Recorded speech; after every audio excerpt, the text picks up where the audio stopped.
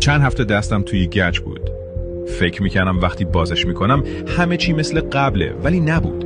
انگشتام خشک شده بودن. ماهیچه ها تحلیل رفته بودن. فقط چون ازشون استفاده نکرده بودم.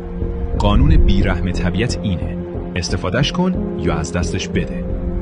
حالا فکر کن مغزمونم همینطوره. وقتی یادگیری و چالش رو کنار میذاریم، مغز مسیرهای عصبی رو حذف میکنه. دانشمندها بهش میگن هرس سیناپسی. یعنی مغز برای صرفه‌جویی سیمهای بلا استفاده رو قیچی میکنه.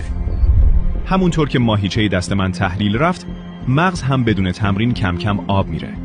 و این فقط مال آلزایمر نیست. استرس زیاد، تنهایی، روزمرگی، کمخوابی، همشون میتونن حتی تو جوونی مغزتو ضعیف کنن. تحلیل رفتن مغز بعد از سکته ممکنه تو چند روز اتفاق بیفته، ولی سبک زندگی غلط یواش یواش تو چند سال بدون اینکه بفهمی مغزتو تو گچ میذاره. ولی خبر خوب اینه: مغز انعطاف پذیره. میتونی دوباره جونش بدی. 3 کار ساده: هر روز یه چیز جدید یاد بگیر، ورزش کن، حتی پیاده روی کوتاه، با آدم‌ها حرف بزن، معاشرت کن. این 3 مثل فیزیوتراپی برای مغزه. مغز مثل یه عضله است، یا تقویت میشه یا تحلیل میره. امروز انتخاب با توئه.